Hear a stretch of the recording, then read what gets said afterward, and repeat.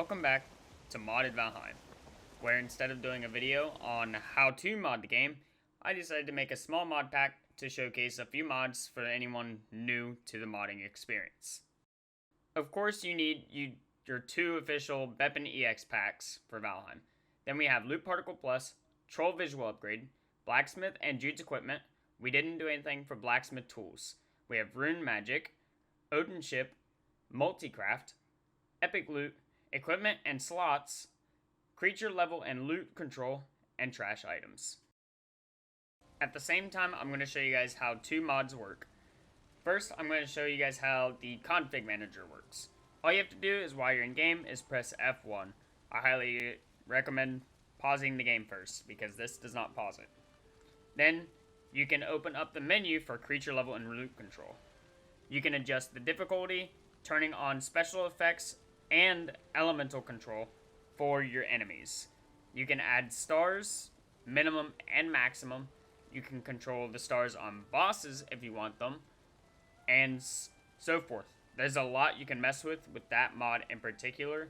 There's not a lot that I've noticed you can do with other mods with the config. I think with EpicLoot, you might be able to change the color of the rarities and the rarity effects. And then you might be able to do the same thing with the LootParticlePlus mod. There's a lot you can do with the config manager mod for probably a lot of the mods in the game. But this is the one that I've had the most notable experience. Now with creature level and loot control, we have a Frost Infused neck with a Cyan Star. Frost Infused will slow you, obviously, for 2 seconds. Cyan Stars will spot you from a farther distance. Next, we have a Magenta Star Deer. Magenta makes enemies move a lot quicker, so on Deer, you're never going to catch them. I don't show it very well here, but this 4-star Red Boar.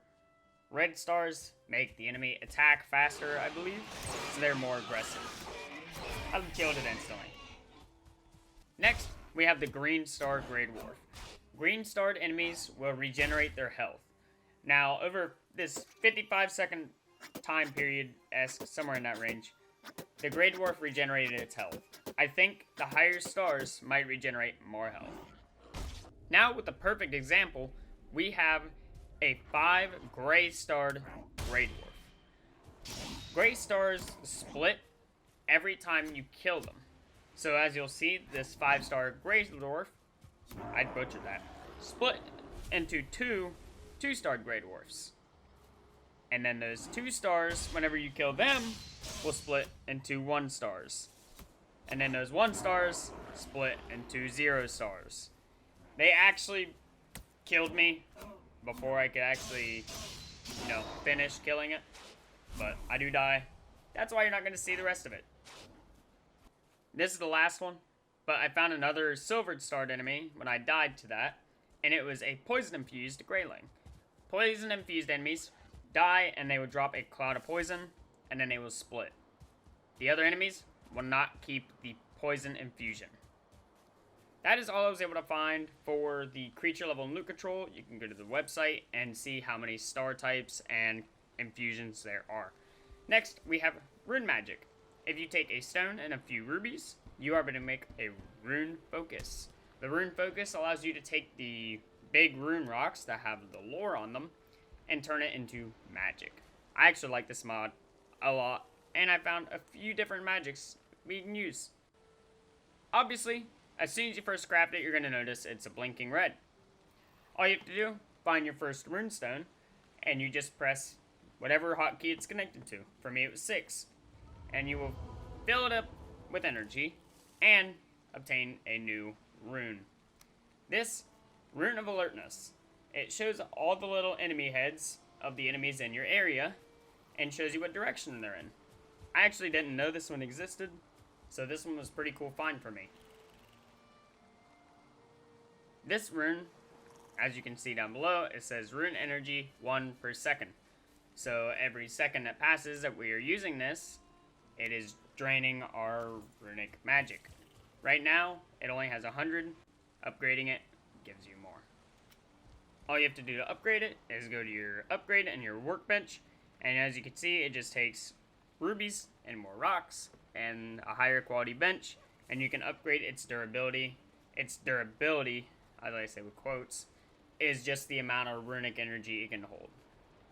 Next, we find another runestone, use it, and we get the restoration rune. For some odd reason, I didn't know what this did. My brain wouldn't work. And so when I had it in the past, I thought it meant like restoration for your character for some reason.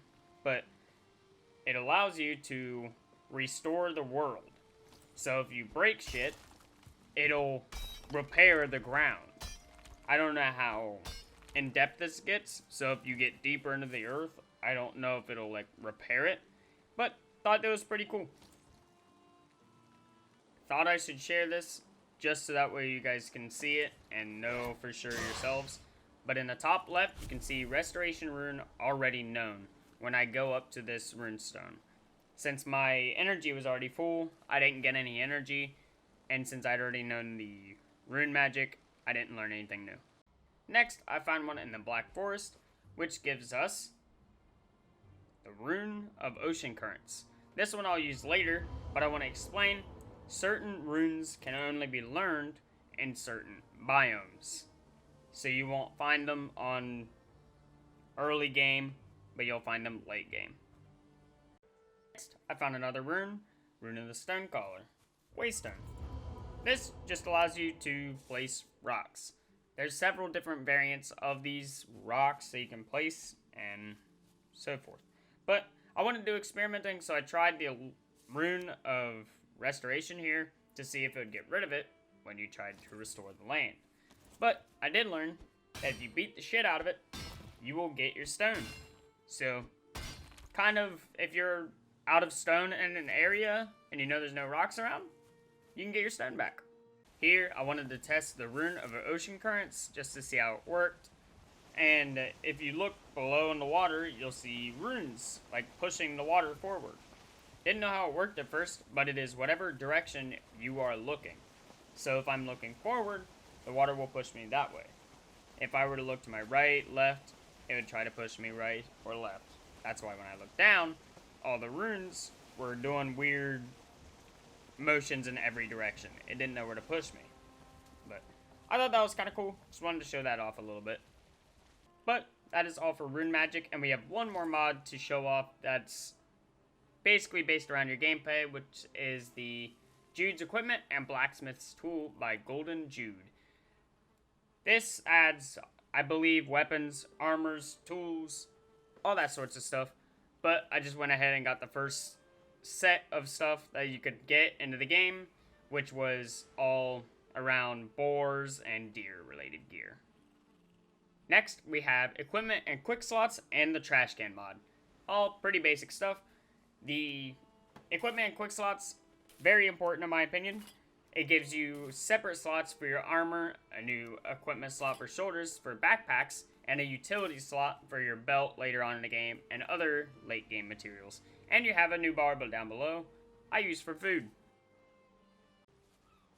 Next, we have LootParticlePlus, where different types of items will give off little particle effects off the ground, so that way you can see them maybe from a little bit of a distance, and it sorts them into different colors depending on what you are looking for. Nice little change mod, it's pretty cool. Here's me going over all the items that glow specific colors. I don't know what categories specifically all the items in the game fit into, so that'll be something you can find out from playing the game with this mod. I find it very helpful for seeing items. Next up, EpicLoot. So EpicLoot gives you rarity tiers to your items. You can only find these rarity items. Killing bosses will upgrade the rarity tiers that you can find and offer more stat changes to your gear.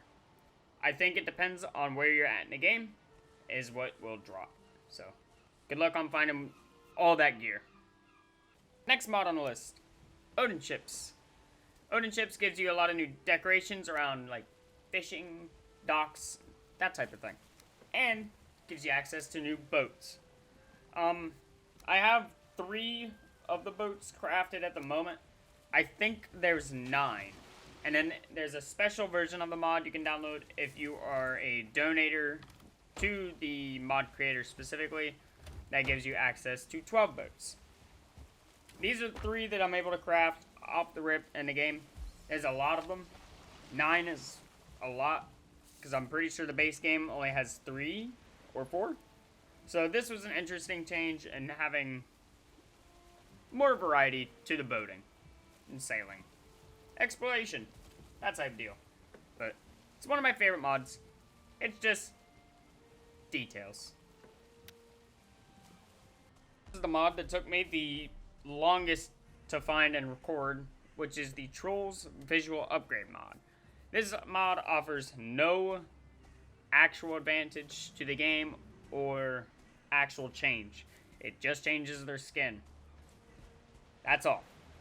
It took me so long to find one troll. I couldn't find a cave, I couldn't find a troll, and this one-star troll with a log took me so long to find. But that is all. I hope you guys enjoyed this small mod list. I will have this mod list, all individual mods, in the description in case anybody wants to check any of them out. Check their site out, see what they have to offer. But that is all. That is all I have to offer for today. I hope you guys have a wonderful day. Please consider liking, maybe subscribing. Both options are free. I will see you guys in the next video. Peace out.